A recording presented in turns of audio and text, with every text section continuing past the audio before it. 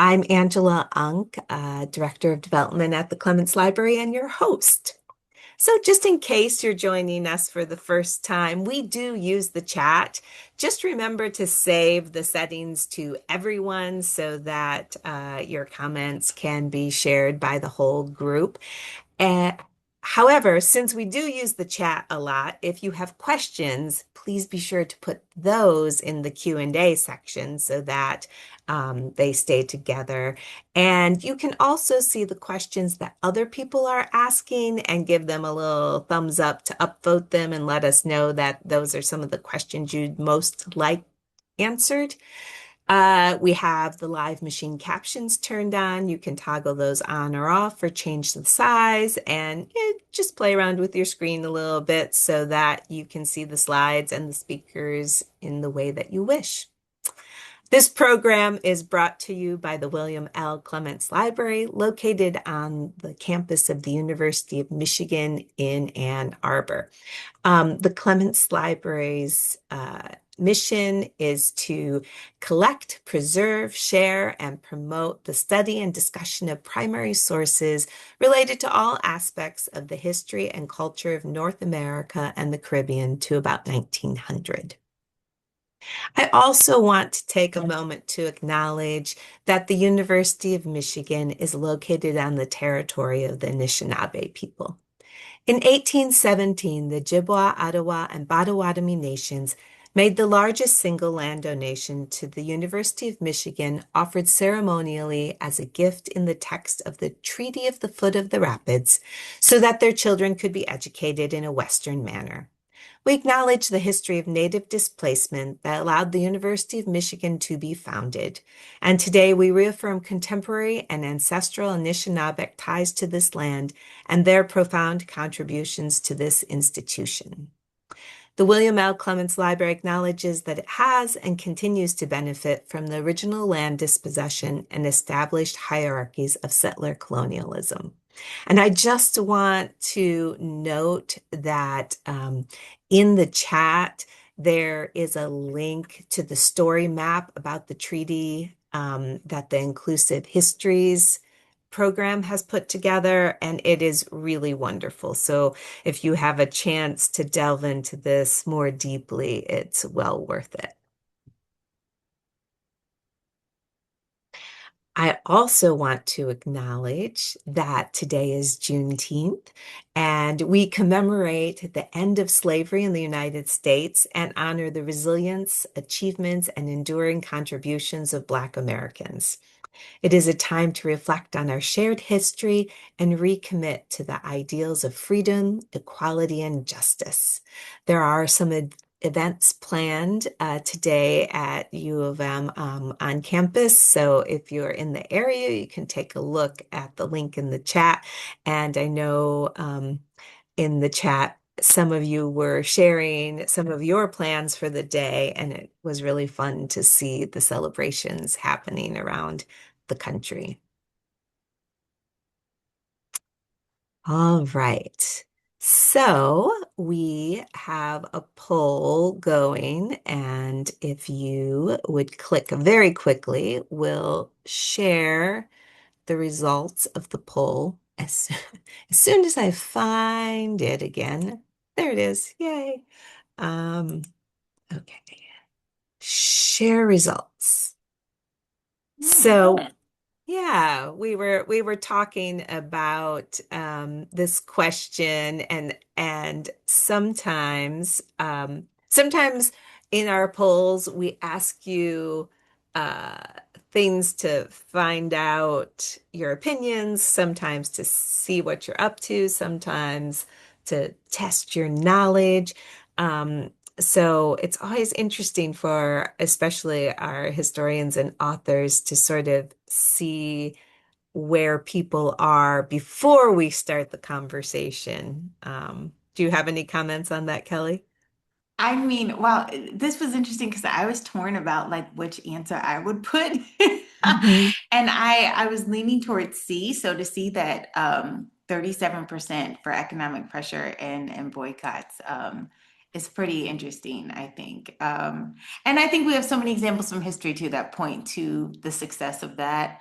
That's kind of something that I would go to. But I'm all about like mutual aid and all about political action. So it's kind of all of the above. Well, I thought about Anne and I talked about that. We thought about including all of the above, but then we were like, well, then if everybody chooses that, we don't Yeah. sort of see, Where you people know, lie, yeah. Yeah. exactly. So, Oh, that's great.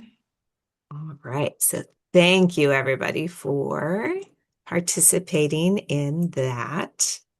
Um, Today's episode is sponsored by the Alumni Association. We appreciate their lifelong learning program for its continued support and sponsorship and for spreading the word about this program as well. I hope some of you are new to the Bookworm and heard about it through the Alumni Association. And thank you so much for that. And now it is my pleasure to welcome historian and author Kellie Carter-Jackson to the program. Kellie is the Michael and Denise Kellen 68 Associate Professor in the Department of Africana Studies at Wellesley College. She studies the lived experiences of Black people with a focus on slavery, abolitionism, the Civil War, political violence, Black women's history, and film. Kellie's book, We Refuse, A Forceful History of Black Resistance, examines a radical reframing of the past and present of Black resistance, both nonviolent and violent, to white supremacy. She is the winner of the Organization of American Historians Darlene Clark Hine Award for the best book in African American women's and gender history. And We Refuse has also been on numerous Best of the Year lists, including the Smithsonian's Best History Books and the New York Times Editor's Book Choice. So we're delighted to have you here and welcome. Thank you. Thank you so much for that kind introduction. Thank you so much for having me. Happy Juneteenth, everyone. I'm super excited to be here. This is actually one of the ways I celebrate Juneteenth. Every year I do like barbecues and, things like that with my family. We're going to the beach, but I almost always have a book talk or a lecture either a few days leading up, and it makes me feel like I'm doing the work. It makes me feel Right. like I am a part of something even bigger than celebrations. And so I'm really happy to share my book with you all. What I'm going to do is pull up my slides. Let me share my slides, and then we'll just get started. So I always start out by telling people that I have 10 jobs. I do a lot. I am a historian and a professor, and I chair my department, but I'm also a podcaster and I do a lot of documentaries. And not for nothing, I'm a wife and a mom of three kids, 12, 9, and 6. So I am extremely busy. But I love what I do. I love my jobs. And I'm happy to talk about that in the Q&A too, like how my path has been a little bit non-traditional. And then what I think is probably central to my work the most is just storytelling. And so I love to tell a good story. So today, there's so many things I could talk about in this book. Each chapter represents a different phase of Black history. But I want to spend at least the latter half of the talk really talking about joy. Not just because it's Juneteenth and because there's so much to celebrate with Pride Month and America 250, there's a lot going on right now, but also because I feel like joy is a weapon and it allows us to combat some of the most violent aspects of white supremacy. So let's get started with the first story I'm going to tell you, which is about my great grandmother, Ernesta. So when Ernesta was about 9 years old, she stepped on a rusty nail. And not long after, infection began to set in. She likely contracted tetanus, a serious bacterial infection that causes painful muscle spasms and can lead to death if untreated. Her mother, this is Mary Bullard, was frantic. Ernesta was her only child, and she was going to lose her if she did not act fast. So Mary sent Ernesta to the only doctor she knew, a white man who lived in a big house on the other side of town. The white doctor offered to help, but in exchange, Ernesto would have to live with him for the rest of her life, working for his family. Growing up Black and a girl in 1915 left her vulnerable. In rural Alabama, during one of the worst periods of race relations in America, these were the detestable but predictable terms of engagement. Mary, panic stricken and not wanting to lose her daughter to death, agreed. Thankfully, Mary's grandmother, a former slave, Martha, intervened and refused the doctor's proposal. I don't have a picture of Martha here, but this was her daughter and granddaughter. So Martha picked up her ailing granddaughter and took her home. There she administered every natural remedy at her disposal. She went into her cabinet, but perhaps more likely her garden, and as a result of her efforts, Ernesta survived. But for the rest of her life, she walked with a limp. Whatever space she entered, whatever path she took, she was marked by a violent racial imprint. My mother told me this story as a child to explain my great grandmother's limp. It was not until I was an adult that I realized how the rusty nail was not the root of her trauma. This story has always gripped me for a couple of reasons. First, Ernesto was a child, her mother's only child. How could a doctor refuse a dying child medical care when it was in his ability to heal her? He had abandoned his oath: first, do no harm. Second, nearly 50 years out from slavery, white folks still felt entitled to Black labor and Black life in perpetuity. Clearly, everything was transactional to this white doctor. Built into the deal he offered was a lifetime of servitude and likely physical and sexual abuse. Sometimes, I think white supremacy in America can be summed up by these two diabolical options: live a life in bondage, or refuse and limp. To be Black in America is to live life with a limp. My great grandmother's outcome had nothing to do with biology and everything to do with power.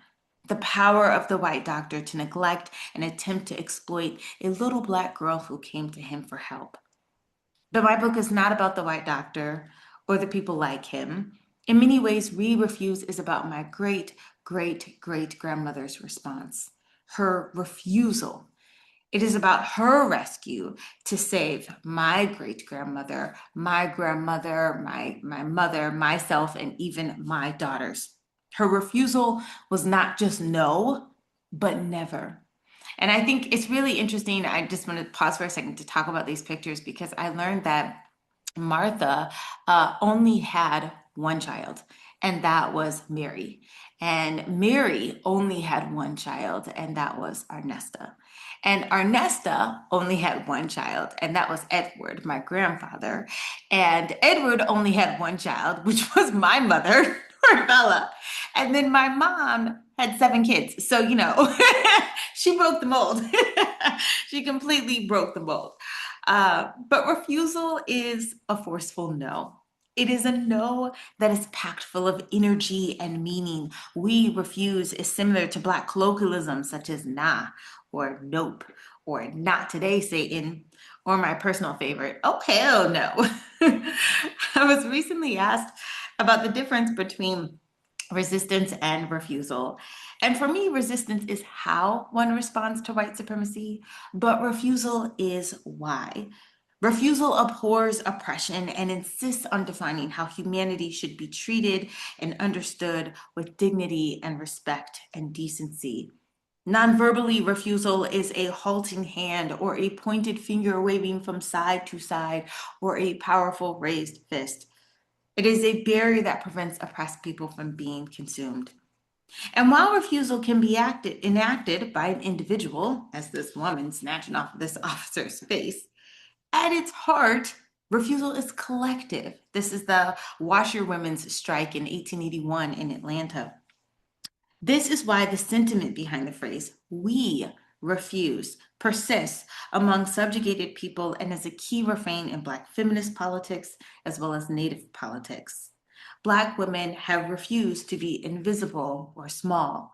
And this entire book consists of examples of Black people refusing lies, violence, theft, mockery, or second-class citizenship. It shows how our refusal denies whiteness and white supremacy their power and unearned authority. So, a few summers ago, I took my first trip to Ghana and I traveled to the Gold Coast to visit Elmina, which is one of the largest slave dungeons built by the Portuguese. And on a wall just adjacent to the cell where they kept rebellious slaves who they left to die a slow death is a plaque. And on it reads, "We are the children of those who refuse to die. We are the children of those who refuse to die." And it just struck me, especially as a Black American, going back to this slave castle and realizing that I am the descendant of my ancestors who refused.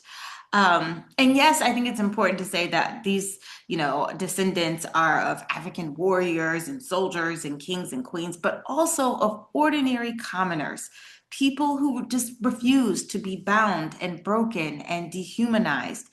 And since the 16th century, Black history has become a history of refusal. From the moment the slave ships left the coast of Africa for the New World, Black people refused to die. And some people even forfeited their lives because they refused to live in the conditions created by their white captors. In the 17th century, Queen Anna Njinga of the Kingdom of Ndogo, which is present day Angola, refused the terms and broken treaties of the Portuguese. She fought for decades against the enslavement of her people. In the 18th century, people like Elizabeth Freeman, who upon hearing the Declaration of Independence read out loud, refused to be denied her right to life and liberty in the pursuit of happiness. As an enslaved person living here in Massachusetts, she took to the courts and sued for her freedom and won. During the 19th century, Nat Turner's rebellion in 1831 was a collective refusal.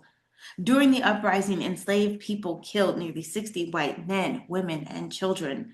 They killed their enslavers because they refused to be kept in bondage. They killed white children because they refused to let them perpetuate the system by growing up to become slaveholders. Enslaved people refused to be enslaved even when their efforts to gain freedom failed. Even Black children refuse. During the 1950s and 60s, I learned that the American flag was actually used as a symbol for the civil rights movement. In a sea of Confederate flags all throughout the South, the American flag reminded the nation that Black people were Americans.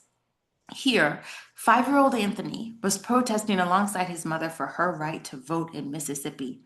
Turned away from seeing the governor, an officer attempted to snatch Anthony's flag from his hand. His mother called to him, "Anthony, don't let that man take your flag. Anthony, don't let that man take your flag." And this boy, oh my gosh, he's fighting for dear life to hold on to this flag.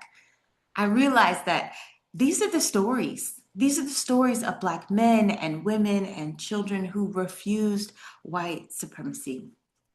So, a word on nonviolence.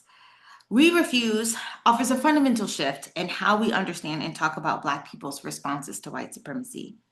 Often, when Black people are up against white violence, society presents them with two options, which I think we're all familiar with. This MLK and Malcolm X, the idea of, are you going to be violent or are you going to be nonviolent? You can be by any means necessary, or are you going to march and have this beloved community?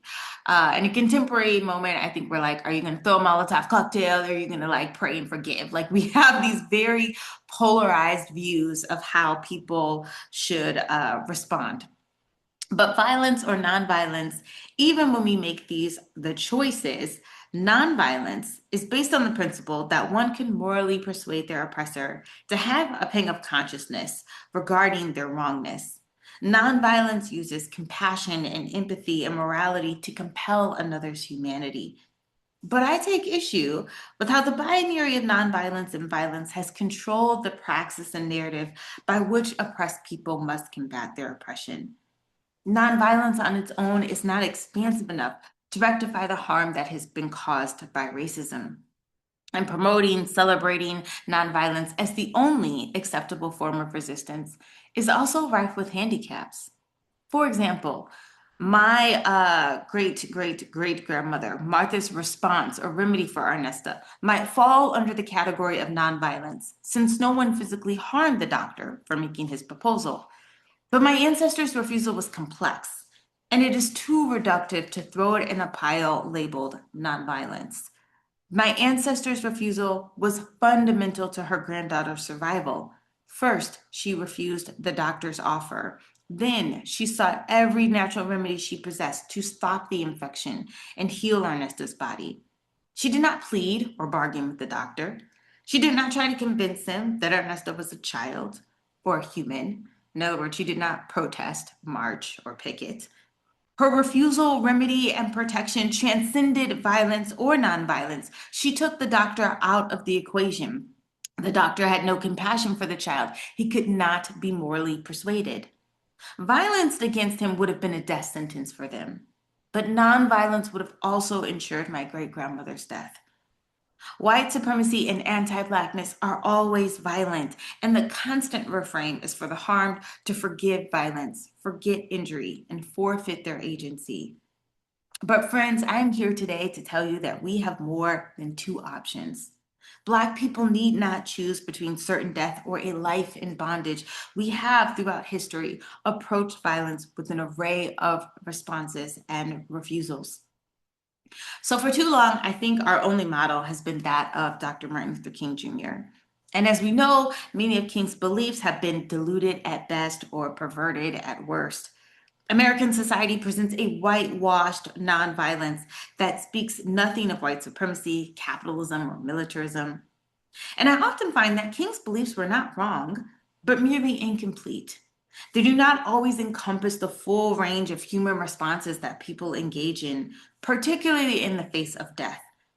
King's six principles do not address action steps for oppressors, only the oppressed. They do not address reparations, which may not be purely monetary. But how do you repair from the harm of white supremacy? How do people heal? Not after breaking a bone or stepping on a rusty nail, but after losing a loved one, land, wealth, and health, after psychological trauma. And in a spiritual and secular sense, King's principles do not address repentance. What does it look like to turn from the ways of an oppressor? What does it look like to relinquish power and then share it? These missing principles are what activists today are still trying to navigate, not how we employ Black harm for transformation, but how do we mitigate harm altogether? Today, nonviolence has dwindled down to marches. And when a Black man or woman or child is killed by racial violence, people march. But marches do not keep Black people alive. Marches honor the dead. Marches are public mourning and not public policy.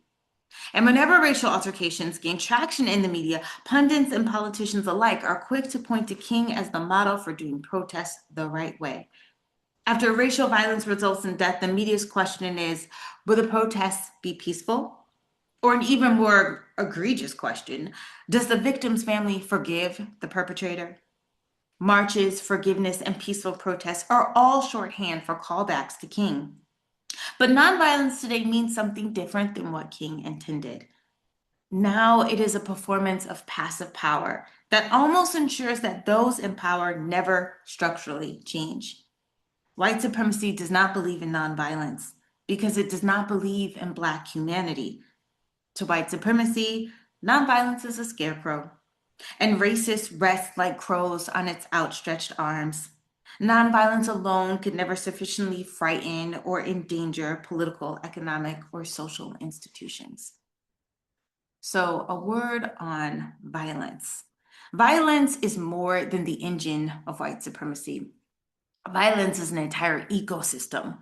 Violence is a tool employed to harm, deny, restrict, neglect, separate, and deceive. Notably, it can be a means to various ends. It can be used to enforce white supremacy or to overthrow a government. Violence is slavery and segregation. Violence is theft and hoarding. Violence is replacing the truth with conspiracy. Violence is rupture and separation. And violence occupies the space of a system, an ideology, a culture, and a language. Violence can take many forms. And Black people spend much of their lives, if not their entire lives, addressing, avoiding, and subverting white violence. It is impossible to write a book that offers a critical analysis on violence and does not interrogate white supremacy as the lead perpetrator. We demand that people of color remain nonviolent, but we fail to ask the most important question. Why are white Americans so violent? Why are white Americans so violent? And I gave this talk not too long ago. And afterwards, I had a white woman who came up to me and she said, "You're absolutely right. White Americans are so violent, but it's really the men, right? It's just the men. White women don't do this." And I was like, "Oh, honey, this slide is for you. This slide is for you. Everyone is complicit, everyone is responsible. Whiteness is not compelled by suffering, but consumed with inflicting it. White supremacy at its core, in its symptoms, and in its indirect manifestations is violence. And building on Toni Morrison's famous 1975 Portland State University speech, in which she said, "Racism is a distraction because it keeps you from doing your work."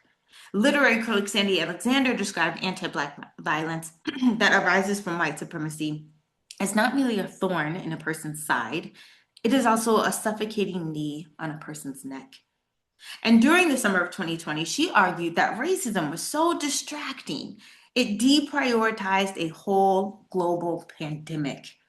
She says racism has been so flagrantly murderous that it has absolutely no qualms about being caught on camera.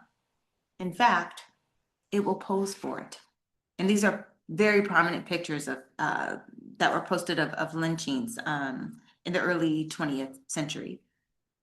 And we refuse, I focus on Black women's responses to white supremacy. And I reframe the conversation away from the rightness or wrongness of nonviolence, and instead, I focus on what works. I focus on Black women because I'm in agreement with the Combahee River Collective, which states, if Black women were free, it would mean that everyone else would have to be free, since our freedom would necessitate the destruction of all systems of oppression. So We Refuse examines 5 ways that Black women have successfully engaged white supremacy beyond nonviolence. So I study revolution, and this is each chapter: revolution, protection, force, flight, and joy. And I readily admit that even these broad categories are not exhaustive, but I wanted to really study them as a way of uncovering a set of possibilities. So for me, revolution is about forfeiture. It's about a new beginning and replacing broken systems with just systems, as we see in the Haitian Revolution. I look at protection. I study it through the lens of the abolitionist movement and the Underground Railroad, Black people and their allies who protected their friends and their family members and their fugitives from the snare of slave catchers and from the institution of slavery. I look at force. Black people who use their Second Amendment right to protect themselves from the violence of the KKK. And I look at flight. Black people who left, maybe temporarily or maybe forever, but always in search of belonging. And lastly, I study the potency of joy. I contend that the opposite of violence is not nonviolence. In America, the opposite of violence is the fullness of Black humanity bound together with joy. And that's where I want to spend, these last minutes that I have with you. I chose these 5 categories of response because for me, I have experienced, researched, or witnessed them throughout my life, the utility of them all. Their impacts can blend into one another. Sometimes revolutions involve force. Sometimes flight is motivated by protection. Sometimes flight and force are joyful. Many will remember, do you remember this? This is the Montgomery brawl that took place in Montgomery, Alabama. This is at a riverfront park. This is in 2023. And for those who are not familiar, a Black dock worker was attacked by several white men when they refused to abide by his instructions to move their boat. The white attacker shoved the Black man and began to overwhelm him. But in minutes, dozens of nearby Black men and women and some children joined in on the fight to help the dock worker by jumping on the white assailants and landing blows in return. including a teenager who jumped from one boat, swam to the dock to defend another Black man, and a Black man who picked up a folding chair to swing at white attackers to fend them off from harming more people. Within hours, and this is where the joy comes in, the internet exploded with gifs and jokes and memes and reenactments and even merch to celebrate Black resistance to white violence. One white man was dragged to the point where his Crocs became socks. My personal favorites were Fade in the Water and referring to the 16-year-old as Malcolm Phelps and Aquaman. A quote by Shirley Chisholm that said, "If they don't give you a seat at the table, bring a folding chair." And it was this year, actually, in Black History Month, that I found out that the folding chair was actually invented by a Black man, Nathaniel Alexander, in like 1911. And I was cracking up because I was like, of course, Black people invented the folding chair. It just makes sense. But collectively, both in person and virtually, Black people were refusing the violent treatment of white voters. They rejected this treatment. They protected each other. They used force to stop their attackers. They ran toward trouble and they celebrated, laughed, and memorialized Black refusal with relentless joy and mockery. Poking fun robs whiteness of its legitimacy. Humor undoes the authority of white supremacy. It reveals its irrationality. The lesson of refusal and joy was bound up on that Alabama dock. The initial response to an altercation like Montgomery is anger. Don't dismiss this. Theologian James Cone, oh no, I lost mine. Oh, I had a good quote button cone, but I missed it. It must be in another side. That's okay. Theologian James Cone, I'm going to quote him here, says anger and humor are like the right and left arm. They complement each other. Anger empowers the poor to declare their uncompromising opposition to oppression, and humor prevents them from being consumed by their fury. And I absolutely love that. Anger in one hand and humor in the other. So, a word on joy. Refusal for me is also a key component to joy. While whiteness cannot be separated from violence, Blackness can be separated from oppression. The most powerful tool the Black Panther Party employed was not guns, but joy. Black pride invoked hope and happiness, which could shield one from the demoralizing and degenerative effects of racism. Dance, music, laughter, art, memes, gifts, roller skating, fellowship over a good meal. These were the potent weapons needed to combat the violence of racism. Writer and mother Ashley Simple wrote, "Some of us fight racism by raising our Black children to know joy. This matters too." And this quote just resonated with me so much because I have three children and because, like, on days like today and even just regular days, I fight to give them a childhood that is just full and overflowing of joy. Moments where they can see themselves at the beach or at the park or using chalk to make something, creative and beautiful. Whatever it is, I want them to know that this is the biggest and best part of your life. Joy is typically understood within a spiritual context and works within tandem with suffering. Joy supersedes material accumulation and the fleeting feeling of happiness. Joy destroys the physical, emotional, intellectual, and spiritual onslaught of whiteness as aspirational. To be clear, joy is not oblivious to Black suffering. On the contrary, suffering informs joy and even fortifies it. The deep well of humanity that Black people must draw upon is not pure optimism. Joy is rooted in radical love and hope and complete confidence in the capacity of Black people. It is the ultimate expression of humanity. Author Toni Morrison said that finally, in the long track of 300 years of Black life, there was joy, which is what I mostly remember. The part of our lives that was neither on our knees nor hanging from trees. The bulk of Black life is made from joy. And joy is not a denial of pain, trauma, or death, but the hope that comes with activism and resistance and refusal. Joy is a haven. And there are ways that people have carved out maroon societies for themselves to experience a joy that cannot be stolen. I think of there's a scripture, if you grew up in the Black church like I did, where it talks about weeping may tarry for a night, but joy comes in the morning. This idea that joy is always sort of around the corner. It is an exhortation, it is dependable in trying times. The joy of laughter and food and dance and dress and adornment and play. They can all be employed to dispel or destroy lies, erasure, or harm and violence. If it compels joy, then it does the work of combating injustice. But to be clear, joy is not justice. It is the collective rescue in dire times. It is the reassuring, you're okay, by loved ones or even strangers who understand how to triage the blow of depression, anxiety, poverty, illness, assault, or loss. But sometimes joy can be confusing to people. In 2020, scholar Imani Perry brilliantly wrote about the meaning of Black joy amidst massive protests sweeping across the country. Racism is terrible. Blackness is not. She argued that the masters were wrong in the antebellum South when they described the body shaking, delighted chuckle of an enslaved person as simple mindedness.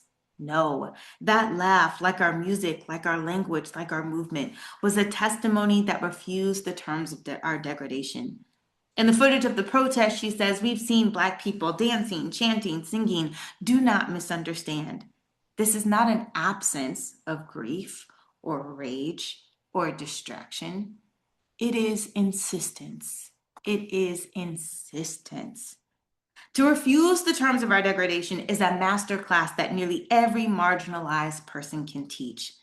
Some of the most powerful examples of joy as refusal have come through slavery. And I want you to stick with me here because I know you're probably thinking like joy and slavery. No, slavery is not joyful. Okay. We know that. We know that. But I do think it's important to point out that even during slavery, Black people were carving spaces for themselves to find joy.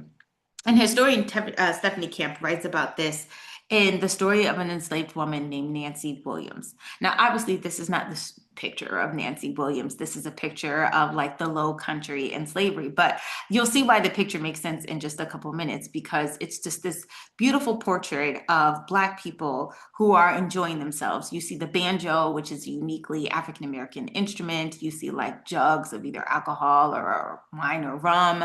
You see them dancing in competition, sort of close, hugging, smiling. And you see the plantation in the distance, which shows that they are doing this sort of away from the prying eyes or the gaze of their enslavers. This is a moment just for themselves. So, this is the story of Nancy Williams, who was a young adult when freedom finally came for her at the end of the Civil War. When she was an enslaved teenager, though, she would slip away from her Virginia plantation in the middle of the night and travel a few miles into the woods.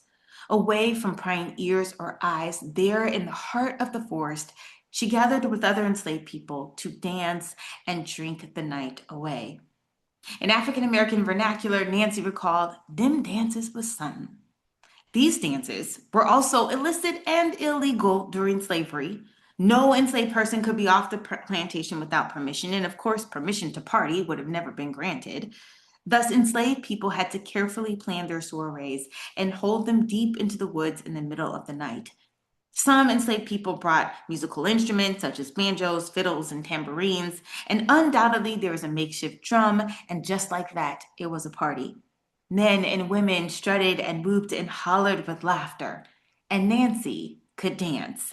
She showed off her skills by balancing a glass of water on her head and dancing without spilling a drop. 3 boys bet on her. She reminisced fondly with humor. Out there in the middle of the forest, just flowing, just me and Jenny and the devil.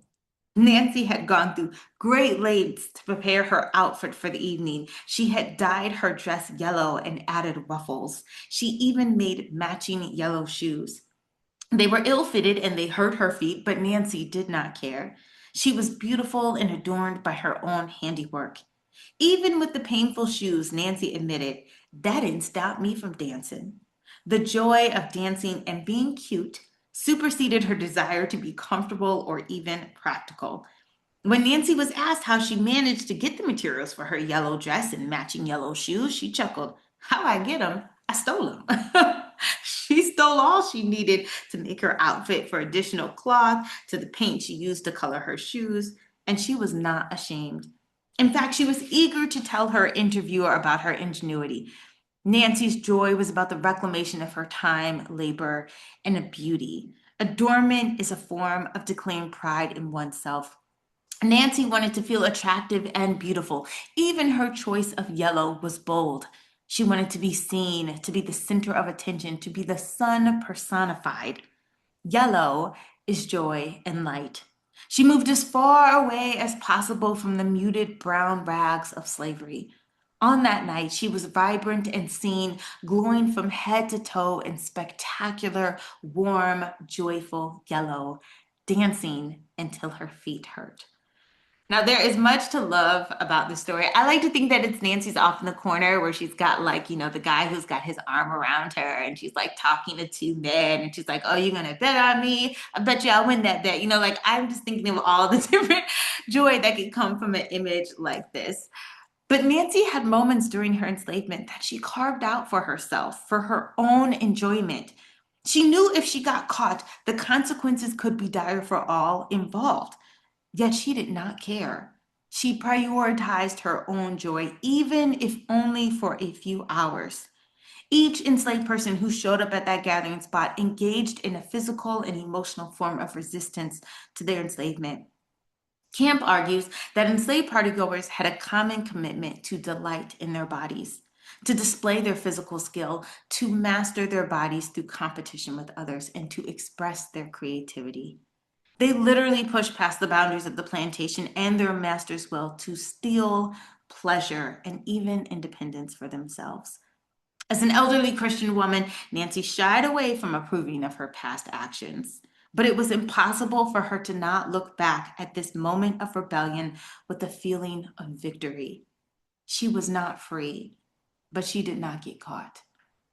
Enslavement meant constant surveillance in addition to violence and hard labor and sexual assault and severance of families. Slaveholders were bent on watching nearly every interaction among enslaved people. Even dance parties hosted by enslavers were attempts to control Black pleasure. The white gaze made sure no one drank too much, partied too hard, or stayed too long. Everything down to attendance was ordered, but enslaved people pushed back on their confinement and against the will of their slaveholder. Dancing at secret parties was joyous rebellion from prying eyes. Professor Tara Bynum discusses how scholars and the general public don't talk enough about what feels good to Black people when there is no white gaze. Because of white supremacy, we can refuse to be watched or even inclusive of others.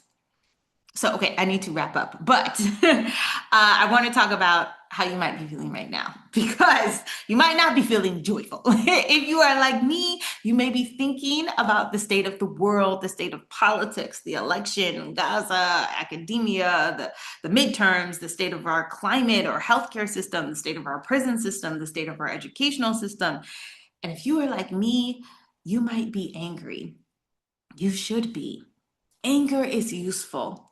Audre Lorde, and this is Audre Lorde right back here, actually. Audre Lorde said that anger is useful. Anger prevents you from being stagnant and resigned. Anger is the engine of refusal. But our anger should never be left alone. It must be tethered to hope, and hope is tethered to joy, and hope and joy stem from a place of purpose and promise. Wendell Erdman Berry is a writer and a farmer and environmental activist. And he argues that when it comes to fixing societal problems, people often want a solution as large scale as the problem. But rarely can any major problem be solved in this way. Instead, he suggested what is needed is countless small solutions that can chip away at the core issues. But small interpersonal solutions do not satisfy America's need for drama. At a surface level, refusal and joy does not feel adequate. At best, it can feel dismissive. At worst, like salt in a wound. But refusal is not a simple declaration, it is a verb. Moreover, joy is not mere optimism, nor is it ease. It is the conviction that nothing big or small can be tackled without first believing it's possible. So I think about the small but powerful ways we can refuse and find joy to combat violent systems. In 1967, Dr. Martin Luther King Jr. said, "These are revolutionary times. Our only hope today lies in our ability to recapture a revolutionary spirit and go out into a sometimes hostile world, declaring eternal opposition to poverty and racism and militarism." And I think of this quote today because he says this exactly 1 year from the day that he is assassinated. And he's talking about Vietnam and the Vietnam War. And he's saying these are revolutionary times. And his speech, which I encourage you to read, given at Riverside Church in 1967, is so powerful because it could be said today. It could literally be given today. But I also think about King in a different framework. I think about him not just constantly working, but him resting, about him finding breaks for himself. And these are pictures of King that I don't think a lot of us get to see. For one, he's shirtless, right? Like he's not in a suit, he's poolside with Coretta. They're having dinner on the veranda, they're taking walks on the beach, they are enjoying themselves. And he says, in Jamaica, I feel like a human being. He said actually that if he had lived a long life, he would have retired in Jamaica. And I think this is an equally important motto. We always see King in a suit. We always see him doing the work. And it presents this idea that at all times we should be doing the work. And that's very much a part of our Puritan ethic model of like work, work, work, work, work is purity, work is divine, work is spiritual. Yes, but we need breaks. We need to rest. We need a healthy balance of both, or racism will kill us in our youth. A deep, nuanced conversation on the history and implications of white violence is overdue. We have failed to examine the violence that Black people are responding to in their communities. We have dismissed the rock thrower and the looter and the graffiti artist and the poet. But not all Black responses are violent, and not all Black responses are nonviolent either. Throughout history, Black people have employed a plethora of tools to combat anti-Blackness, and these categories do the work of expanding nonviolence and, in some cases, giving credence to violence when it works. Liberation is forceful and often violent, but that does not make freedom illegitimate. It simply makes it hard. I believe that Toni Morrison gave us all clear instructions. I'm going to jump ahead of myself. This is probably one of my favorite quotes that Toni Morrison has ever said. She says, "There's no time for despair. This moment that we're living in right now can lead you to despair." She says, "There's no time for despair, no place for self-pity, no need for silence, no room for fear. We speak, we write, we do language. That is how civilizations heal." Throughout history, we, like my ancestor Martha, have chosen life with a limp over the social death of white supremacy. So finally, as I conclude, I return to my ancestor Martha, who refused, and our Nesta, who limped. This is our Nesta. And I think it's important to talk to her because I don't ever just want to leave you with like her stepping on a rusty nail and her limping for the rest of her life. The limp was not the totality of her. She lived, she loved. She actually got married 5 times. This is her fifth husband, Duncan, right here. She left Alabama and moved to Michigan. She protected her family as best she could. This is her, my grandfather in the kitchen. She poured into the lives of others and into the life of my mother. This is my mother when she was 3 years old in our Nesta's garden. She refused, and in her refusal, she found joy. Thank you. So we'll stop right there, and I'll stop sharing my screen. There we go.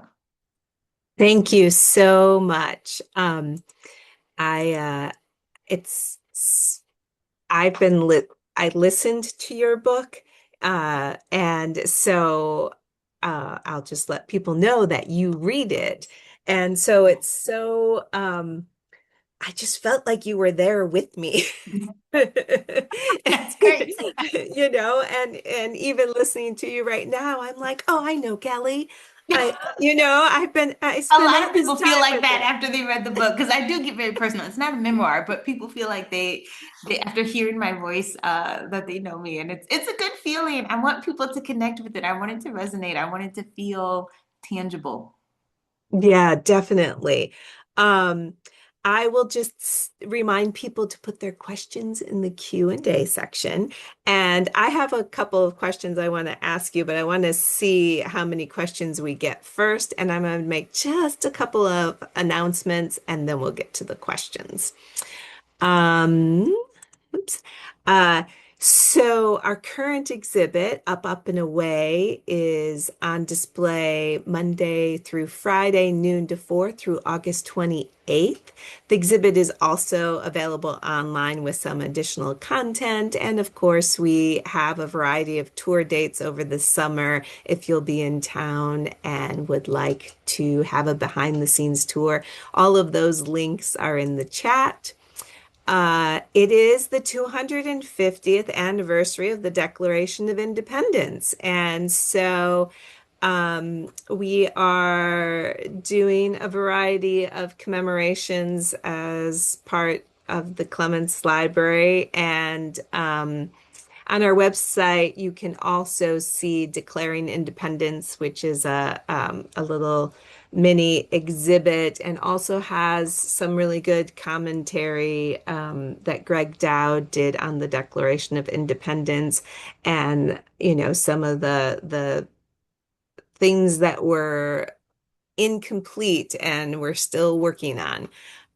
So we will be at the Ann Arbor Summer Festival on June 28th with doing some readings as well as showing kids some Revolutionary War spy letter techniques. And then on July 8th, the America 250 Michigan Initiative is having simultaneous readings of the Declaration at 6 p.m. statewide. And so there will be a reading on the diag that you can learn more about. And Clements will be splitting between the diag and then also Greenfield Village, having some information about 250 years ago and our materials. And then yesterday, our staff had a chance to meet with a curator at the University of Michigan Museum of Art. And I just want to draw people's attention. Oops, I should move on to the next slide. To the exhibit that's currently there, American Sampler Activating the Archive. And it is really wonderful. They worked with an artist who looked at artwork, created artwork, and also at the Joseph A. Labadie collection at our sister institution, Special Collections over at University Libraries. And it features works from the 50s through 70s, exploring the interconnected struggles of Black freedom, civil rights, opposition to Vietnam War.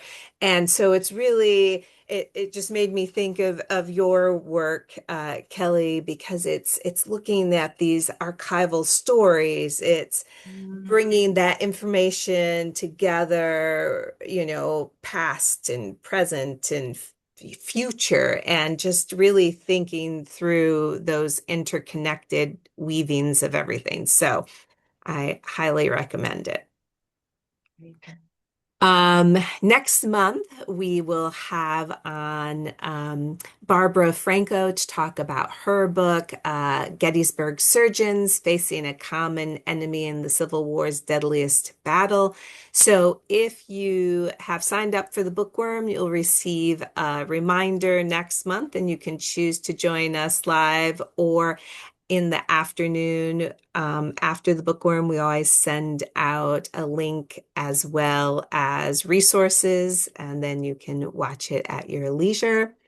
And of course, if you're interested in getting even more involved at the Clements Library, you can make a donation or sponsor a bookworm. So I will stop my sharing. And lots of people are putting questions in. So I will just quickly ask, what do you have coming up next? What's your next project? Oh gosh, I've got like five things. I mean, if you're in the Boston area, next week I'm doing a live taping for my podcast this day. We've been covering 50 weeks that have shaped America in celebration of America 250. And so that's been really fun. We're going to talk all about the signing of the Declaration of Independence, but each week it's just been like great. We've been doing like the Stonewall riot, we did Watergate, we just covered like the integration of the military. So each week we've been pretty like hitting all of the high water marks in American history. I do have a book that I'm working on too, that hopefully, fingers crossed, will be out next year, called We've Been Here Before, and it's lessons for surviving in the age of white backlash. And it's all about like how everything that we're seeing right now, America sort of like march toward fascism is not new, and that the best way to think of the moment that we lived through before is Reconstruction. So the book gives a fuller sort of telling of Reconstruction and all the different ways that we are repeating the past, unfortunately. And then, yeah, I'm trying to rest. That's at all That's possible. good too. That's good too. But yes, the Yeah, yeah, but wonderful that's what's happening. podcast, another way to bring Kelly into your life. Yes, yes. Good. Well, thank you for sharing that. And yes, fingers crossed about the book. And that's exciting, Thank exciting you. news. Thank you. Oh, and I should say this just came out today. I did a podcast with Malcolm Gladwell and Barack Obama called Reconstruction: America's Unfinished Revolution, and it is all about Reconstruction. And so it's really, really well done. I think I'm episode 3 or something like that. I'm talking about HBCUs because I went to Howard University, but it's a really good podcast too. So if you really like to listen, if you're in the car a lot and you want a good playlist, it's 8 episodes and it's fantastic. It's really well put together. Nice. Thank you. That is great. Okay, so questions. How about Adam is asking, in what ways do you see religion, spirituality as a wellspring, a source for activism and social justice work? Ooh, that's a good question. That's a really good question. I part of the reason I quote James Cone so much is because he's a Black theologian that created Black liberation theology. And so I grew up in the Black church. I'm a Christian, but not a Christian nationalist. Like he really looked at how the teachings of Jesus really talk about what it means to be oppressed and to understand the oppressed and to care for the oppressed. And so I see like not just Christianity, but really all faiths, because all faiths do this work. All faiths should at least care about the poor, care about the vulnerable, care about those who have been marginalized, work for justice. And I think it's a great motivator. And a lot of spiritual houses have been doing this work, especially when I think about like sort of the ICE raids and people who are in need of refuge, people who are seeking out safe spaces and food and sort of mutual aid societies. A lot of churches, a lot of temples, a lot of mosques have been doing that work, and doing it kind of quietly, really. They're not parading it. And I think there's something beautiful about that too, about just being a safe space for the vulnerable. So I absolutely think that it is useful. I also taught at a Jesuit school, and what I loved about teaching there was that their whole goal was we teach for the whole body. We're not just about educating the mind. We care about the soul. We care about the heart. We care about your emotional intelligence. And I think we need that. I think we're not in a place to sort of dismiss any tool that might be helpful. Yeah. Okay. Thank you. Bob is wondering, do you see the joy manifest in Black churches, especially that of gospel choirs, as part of that resistance? So that's kind of Oh tying yeah, that's a good into. that's a good connecting question. Mhm. Absolutely. Like If you ask me what I'm listening to while I'm right, it's either Afro beats or gospel music or Beyonce. But gospel music especially, there is something about I actually cut it for this talk because I wanted to make sure that I was on time, but I mentioned like this gospel choir that sings about joy. There's like a classic song about what joy is and how it's sweet, wonderful, soul-saving joy. And it's just, I think there is a soundtrack to this work. There is a soundtrack to the work that we do. There's a reason why in every single movement you have songs that are tethered to that work, whether it is like, we shall overcome or this little light of mine, or sort of the spiritual, Negro spirituals that Fisk University made so popular. That work is necessary too. All of our lives, there's a soundtrack. Yeah, I wholeheartedly agree with that. So Dakota is saying the section on the Black Panthers in the book made them think of the more recent Sinners phenomenon and wonder if you have any thoughts about that. I love Sinners. Oh my God, I've seen it like 4 times. Now, listen, I do not do horror movies, okay? I'm not into horror at all. But I give like Jordan Peele and Sinners a pass in some sense because Me too. Yeah, yeah, I agree. because I realize that the metaphor I think is more powerful for me. And so I'm really interested in the storytelling aspect of how are they using vampires or zombies or whatever to sort of tell us larger lessons about who is the real monster in society, what is the real Right. threat in society.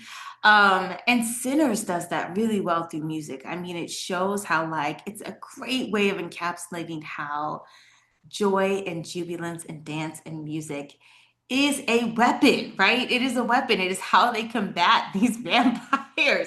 It's how these vampires are drawn to them, but also how they have to fight back with their talents. And I just think it's a beautiful, like terrifying metaphor of the potency of Black music and creativity. And I love it. I want more movies like that. Like, no shade, but I'm tired of seeing, like, Mission Impossible 15 or, like, like all the different Marvels. I want something original and new that tells a striking story. And Sinners does so much of that work.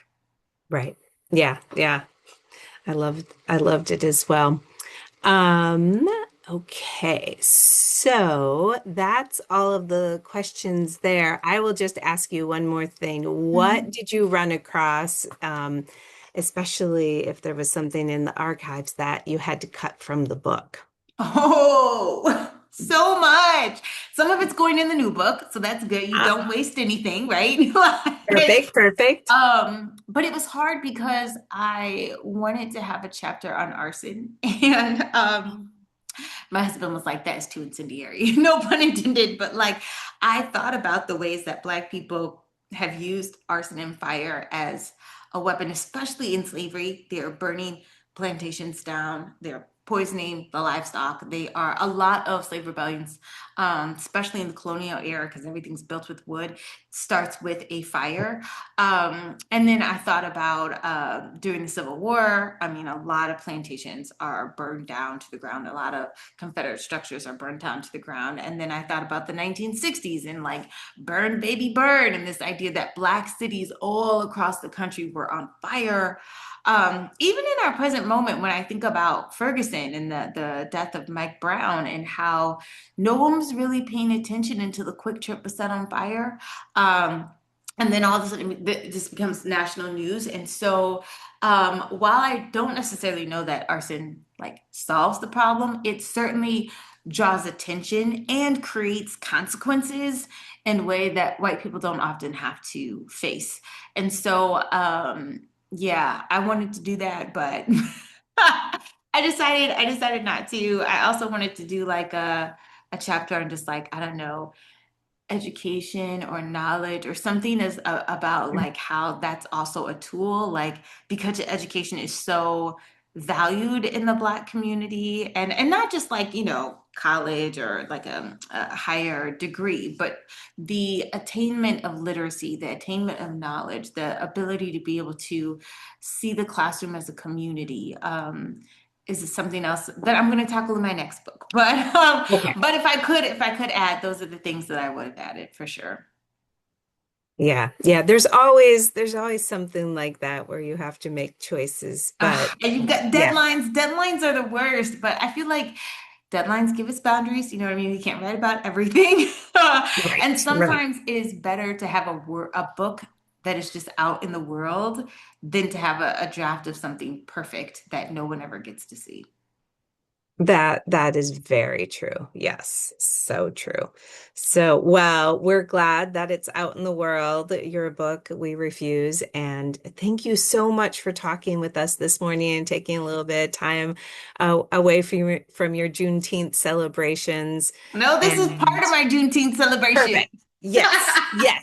It is not Doing a the work, takeaway. It is getting an it out add-on. there. So yes, Thank this is you. my pleasure. Thank you so much. Everyone, try to find some joy today and celebrate Juneteenth. Thank you. Bye bye, everybody. Bye.